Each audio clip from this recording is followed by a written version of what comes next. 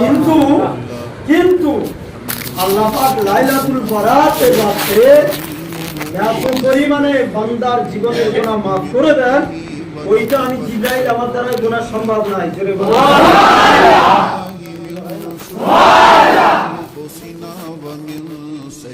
আমরা কতটা বৃষ্টি বর্ষণ করে আসমান থেকে সেটা গোনা সম্ভব জিবরাইল, কিন্তু বান্দার জীবনের এত গুনাহ আল্লাহ মাফ করে দেন আমি জিবরাইল আমার দ্বারা সম্ভব না। তাহলে সেই রাত যদি মনে করেন আমি ঘুমিয়ে কাটিয়ে দেবো সেটা আপনার ব্যাপার, আর যদি মনে করেন ওই 2-4 টাকা নামাজ পড়বো বাকি পড়বো না সেটা আপনার ব্যাপার।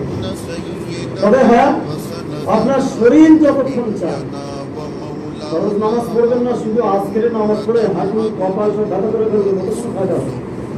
অতএব মাথায় রাখবেন, এটুকুও খেয়াল রাখবেন, যেহেতু 5 ওয়াক্ত ফরজ নামাজ আপনি অন্য দিনও পড়তে পারবেন, কাল থেকে পড়বেন, এরা নিয়ত করে দেন, আজকেরই নিয়ত করে দেন।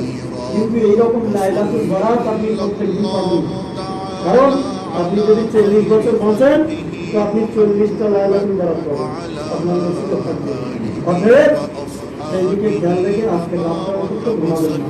এটা অনুরোধ, অন্তত 12 রাকাত নফল নামাজ আপনারা পড়বেন, নিয়ত করবেন নাইতু মুসাল্লিয়া লিল্লাহি তাআলা রাকাতাই সালাতুল লাইলাতুল বরাত অথবা লাইলাতুল নফলি বলতে পারেন, মুতাওয়াজ্জিহান ইলা জিহাতিল কাবাতি শরীফাত আল্লাহু আকবার। প্রত্যেক রাকাতে সূরা ফাতিহা, তার সঙ্গে যদি আপনি অন্য কোনো সূরা না জানেন শুধু সূরা ইখলাস দিয়ে পড়লেও হবে। প্রথমবারে 3 বার দেবেন, দ্বিতীয়বারে 2 বার দেবেন। অথবা আপনি প্রথম রাকাতে সূরা ফাতিহার পরে ইন্না আনজালনাহু ফি লাইলাতিল কদর এটা দিতে পারেন, পরের রাকাতে গিয়ে সূরা ইখলাস দিতে পারেন, এইভাবে দিয়ে পড়তে পারেন।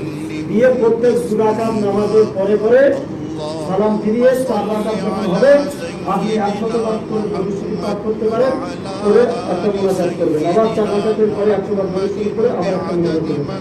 এইভাবে নিয়মে আদায় করবেন। আল্লাহ পাক থেকে আমল করার তৌফিক দেন। শুধু নামাজ নয়, তার সাথে সাথে কোরআন তেলাওয়াত করবেন, কিছু তাসবিহ তাহলিল করবেন, দোয়া ইউনুস পাঠ করবেন, দরুদ শরীফ পাঠ করবেন।